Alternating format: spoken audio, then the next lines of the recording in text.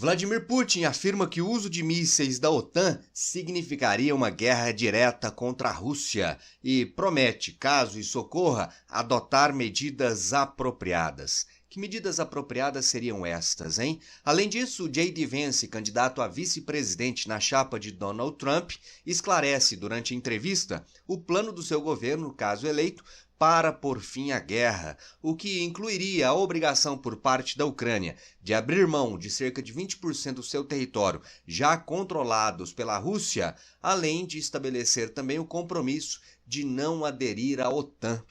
Se você quiser ficar por dentro destes e de outros temas ligados às atualidades, geopolítica ou geografia, já sabe, me acompanha aqui no canal, faça sua inscrição, já deixa o like nesse vídeo e vem comigo. Minha gente, bora lá. Manchete de ontem, quinta-feira, 12 de setembro. Uso de mísseis da OTAN na Rússia significa guerra, afirmou aí Vladimir Putin. Declaração é a mais dura no atual e perigoso estágio do conflito.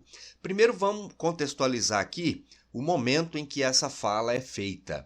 Durante esta semana, os Estados Unidos e outros aliados da OTAN afirmaram estarem analisando a possibilidade de autorizarem pela primeira vez que a Ucrânia possa utilizar os mísseis fornecidos pela OTAN para atacar alvos diretamente no interior da Rússia. Até o estágio atual da guerra, não é permitido que isso ocorra, justamente porque o Ocidente teme uma escalada no conflito. Porém, em razão dos sucessivos ataques em grande escala que a Rússia tem feito contra a Ucrânia, o Ocidente passou a analisar essa possibilidade. Então, diante disso, o Vladimir Putin reagiu afirmando que, caso isso ocorra, haverá uma guerra direta entre russos e OTAN. Aqui, para entendermos melhor, o que ele disse entre aspas, durante uma entrevista à TV estatal da Rússia. Não é uma questão de deixar ou não o regime ucraniano atacar a Rússia com essas armas. É uma questão de decidir se a OTAN está ou não envolvida diretamente em um conflito militar. Se tal decisão for tomada, não significará nada menos que o envolvimento direto na guerra da Ucrânia. Isso vai mudar significativamente a essência, a natureza do conflito, afirmou Putin, prometendo medidas apropriadas se isso ocorrer. Essas medidas apropriadas, gente, nas entrelinhas, o que a gente imagina que é? O uso das tão temidas armas nucleares.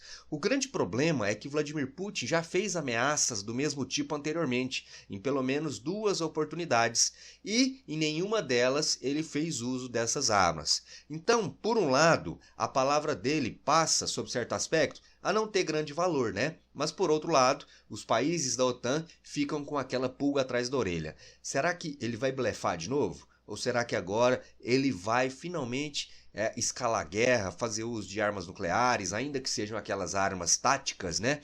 Que são armas nucleares com poder de destruição mais limitado. Então, nesse jogo aí de discursos retóricos, sempre fica aquela sensação, mas será que agora vai ou será que ele vai continuar blefando? Então, na dúvida, eu imagino que os países da OTAN liderados pelos Estados Unidos vão optar aí por não autorizarem que a Ucrânia use essas armas.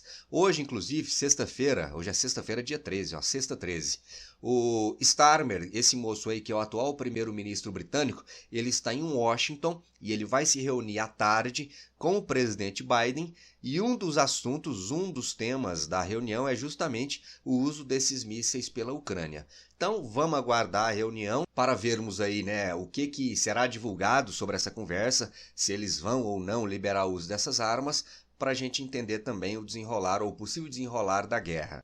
Mas eu acredito, estou com essa sensação aí, que o Ocidente vai optar por não fazer essa autorização. E vocês, o que acham? Escrevam para mim aí nos comentários. Enquanto isso, a guerra segue se desenrolando. E infelizmente, a Ucrânia reportou ontem que um comboio da Cruz Vermelha, um comboio aí de ajuda humanitária, foi atingido por mísseis lançados pela Rússia. Aqui o caminhão pegando fogo. Tá aí a manchete, comboio da Cruz Vermelha é atacado na Ucrânia e 3 pessoas morrem. Segundo o presidente ucraniano, o caminhão da organização foi atacado por mísseis russos na região leste da Ucrânia. A Rússia não se manifestou, não se pronunciou. Então tudo indica que foi de fato o míssil russo que atingiu esse caminhão.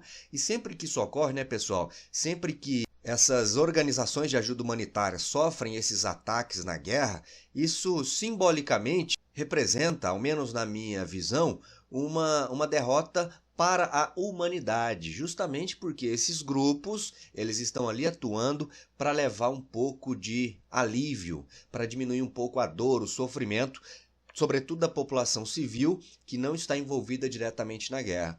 E aí, quando essas pessoas morrem, é sempre muito triste. Isso tem ocorrido, ainda que a mídia não esteja abordando tanto mais, isso tem ocorrido em grande quantidade lá na faixa de Gaza. Já foram dezenas, talvez centenas os casos de grupos de ajuda humanitária que foram atingidos por ataques lançados por Israel, o que é igualmente lastimável.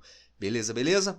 Além desse episódio aí da Cruz Vermelha, a Ucrânia relatou ontem que a Rússia fez um ataque contra um navio cargueiro que transportava grãos da Ucrânia. Esse ataque teria ocorrido quando a embarcação passava pelo litoral da Romênia.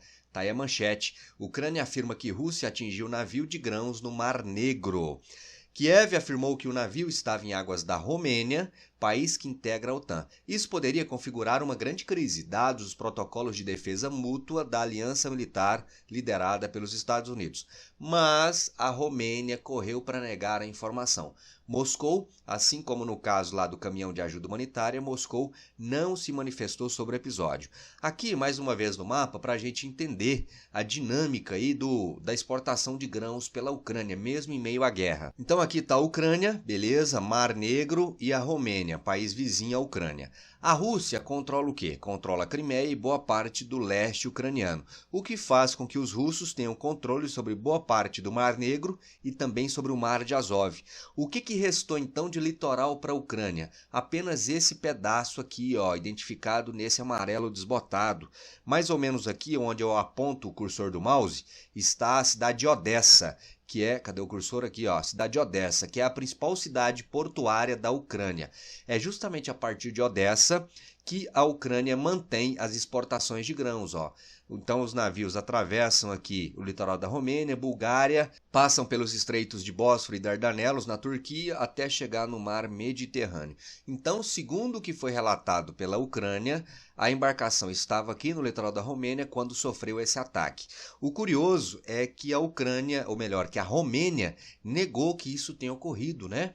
E assim, é muito estranho se isso de fato ocorreu, a Romênia ter negado, porque a Romênia é um membro da OTAN, é um aliado ucraniano. Então não vejo muitas razões para que a Romênia negue um episódio desse. Mas a verdade é que não é improvável que esse ataque tenha de fato ocorrido, o que faz com que a tensão no Mar Negro seja aí reacendida. O Mar Negro estava sobre uma certa estabilidade há alguns meses, mas agora parece que a situação por ali vem de novo aí escalando, vem aumentando a tensão também nesta região. Lembrando que a Ucrânia é uma grande produtora de grãos, sobretudo de trigo. E aí, esse tipo de ataque tem o potencial de fazer com que o preço do trigo se eleve mundialmente, o que traz impactos na nossa vida, logicamente, né? O que acaba sendo uma consequência indireta da guerra para nós, mesmo estando aqui no Brasil, por exemplo, a milhares de quilômetros de distância.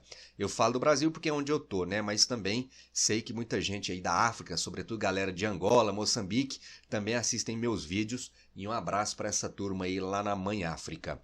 Vamos seguindo aqui, pessoal. J.D. Vance, esse moço aí, ó, à direita, que foi o político escolhido por Trump para ser o seu candidato a vice-presidente, ontem ele concedeu uma entrevista e falou um pouco mais, deu mais esclarecimentos sobre o plano da chapa Donald Trump para a guerra na Ucrânia, caso eleito. Dá uma olhada. Vice de Trump apresenta plano para acabar com a guerra na Ucrânia. Transformar os territórios ocupados pela Rússia numa zona desmilitarizada. Como assim? Vamos entender melhor aqui, ó. O republicano escolhido por Trump para seu vice não especificou quem controlaria a zona desmilitarizada, mas assumiu que a atual linha de demarcação se manteria, ou seja, isso significa que a Ucrânia não recuperaria o território que a Rússia ocupa agora. Então a Ucrânia teria que abrir mão dos cerca de 18 a 20% ali na região leste, que a Rússia já domina. No plano apresentado por J.D. Vance, o território que resta à Ucrânia, por não estar sob ocupação russa, ou seja, a porção centro-oeste, manteria a sua independência, em troca de uma garantia de neutralidade. Em outras palavras, a Ucrânia não aderiria à NATO ou OTAN. Aí a sigla originalmente em inglês, NATO. Aqui a gente chama de OTAN. Não aderiria à OTAN, portanto, ou a outras instituições aliadas. Então, ele confirma aquilo que o Trump já vinha demonstrando há vários meses. Se eles forem eleitos, eles cortarão a ajuda à Ucrânia, o que obrigará a Ucrânia a sentar na mesa de negociação e acabar por abrir mão dos territórios já perdidos para a Rússia, ao mesmo tempo que deveriam os ucranianos assumir o compromisso, que é inclusive uma das condições impostas pela Rússia para pôr fim à guerra, que é o compromisso da OTAN ou da Ucrânia não fazer parte jamais da OTAN.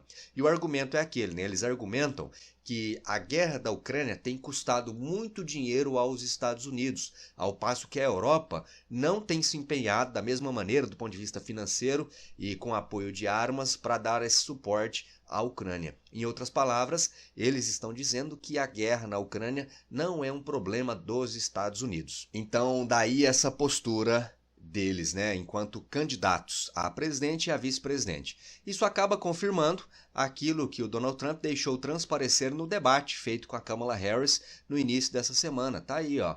Debate nos Estados Unidos. Trump não disse se deseja que a Ucrânia vença a guerra contra a Rússia. Em um dado momento do debate, ele foi perguntado se manteria ou não a ajuda do governo americano à Ucrânia. Ele meio que saiu ali pela tangente, afirmando apenas que acabaria com a guerra 24 horas depois de assumir a presidência. Então, algo que ele tem repetido há vários meses. Mas e você? Acha que essa proposta apresentada aí por Donald Trump é a melhor a ser adotada em relação a esse conflito? Você concorda ou não com isso aí? Deixa para mim nos comentários. Se gostou do vídeo, deixa aí seu like. Se não gostou, deixa o dislike. Se você me acompanha aqui, gosta do meu trabalho e quer me incentivar a continuar produzindo vídeos, tá aqui, ó, na descrição do vídeo minha chave Pix. Fique aí à vontade para colaborar se quiser e puder. No mais é isso, meu povo. Te espero no próximo vídeo. Um forte abraço e até lá. Valeu!